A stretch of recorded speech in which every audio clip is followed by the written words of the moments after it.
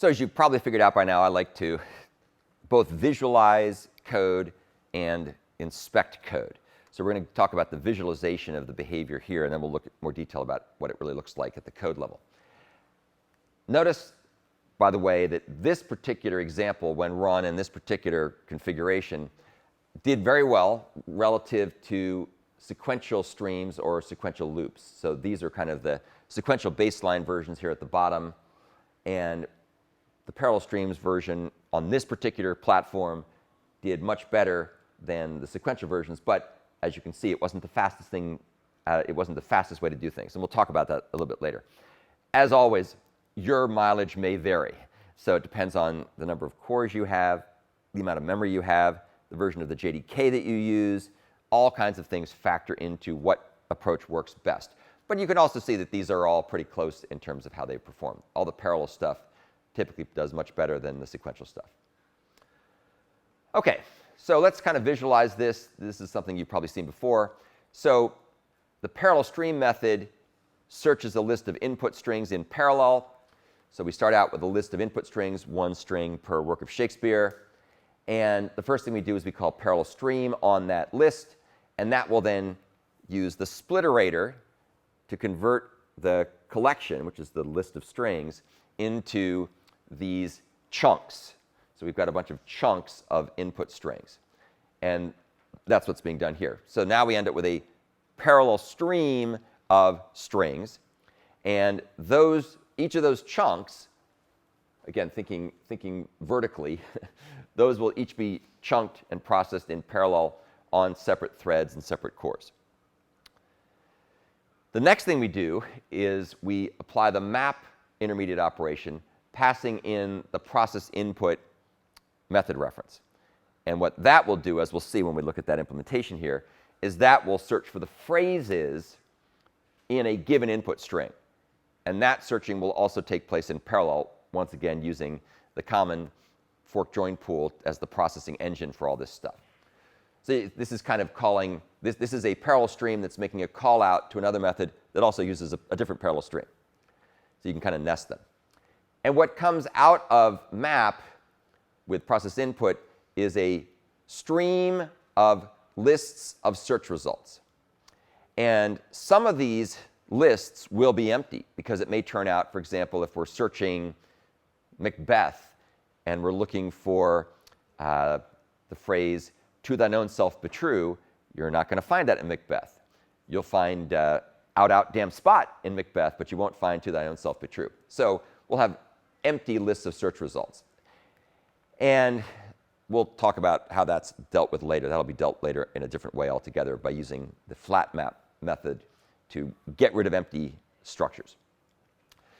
At this point, though, what we do is we take this stream of lists of search results and we go ahead and run it through the collect terminal operation. And as you all recall, the collect terminal operation triggers the intermediate operations and then pulls the data through from the data source and actually does that's where the processing actually kicks off. It's initiated by the terminal operation. And what we end up with here is a list of search results.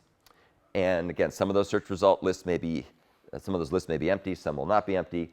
And they will end up in the final list in so-called encounter order. So, for example, if we read in the works of Shakespeare in sorted order, then that's the order they'll show up. If we were to read the works of Shakespeare in publication order, 1592 versus 1596 or whatever, then that's the way that they would be encountered. So encounter order is just the order in which the data came through in the original source, which in this case would be a list of input strings with each string containing a work of Shakespeare. And I'm just pointing it out. We'll talk more about encounter order later. So now that you've seen the processStream visualization, let's talk about the processInput method. And this is the one that uses parallel streams to find phrases in a given input string. So given an input string like, say, Hamlet, we take a list of phrases to look up there. Once again, we convert that list of search phrases into a parallel stream of search phrases. And then that will output a stream of phrases we want to find. Then we will run that through another intermediate operation, once again, map. Map, as you notice, is a kind of a workhorse in streams and parallel streams. And here we're going to take, for each phrase, we're going to search for that phrase in the input string. And I'll show you that implementation at some point later. But basically, that's going to go ahead and do that search, and that will all run in parallel as well. And that produces a stream of search results, which will contain information about whether or not a given phrase was found in that input string. So notice how we've converted things from a stream of string to a stream of search results. And then in this case, we're going to get rid of the empty search results. So anything that didn't have a match, we're going to get rid of those things. So we're going to end up with a stream of search results that are not empty, because we use filter. And why would that occur? Because you're looking for a phrase that's not in a given work of Shakespeare. And the last thing we do is we connect that and pipe it through collect, which triggers the intermediate operation processing, pulls the data from the source, and then collects things into a list. So the end result here is a list of search results that we have that are going to be not empty. Now, it may turn out that there's nothing that matches whatsoever, and so in that case, we'll end up with an empty list. And that's how we're going to have to winnow it out later in another part of the program. So again, this list will be empty if none of the phrases match the input string. Some works of Shakespeare are so mundane and boring that there are no popular phrases that appear in them. Not many, but there are some. I'd be hard-pressed to find something in Tempest that's famous, but maybe there is if you know Shakespeare. OK, so remember again that the actual processing of parallel streams differs from the layer-by-layer visualization we've been doing. The actual processing pulls the data from the source through all the different intermediate operations at the request of the terminal operation, which then puts it into its final resting place and returns it to the caller. So that's just a side note to not get distracted by the visualization about what's really going on. And if you take a look here at this article by Brian Getz, he explains more about how that works and why it works that way.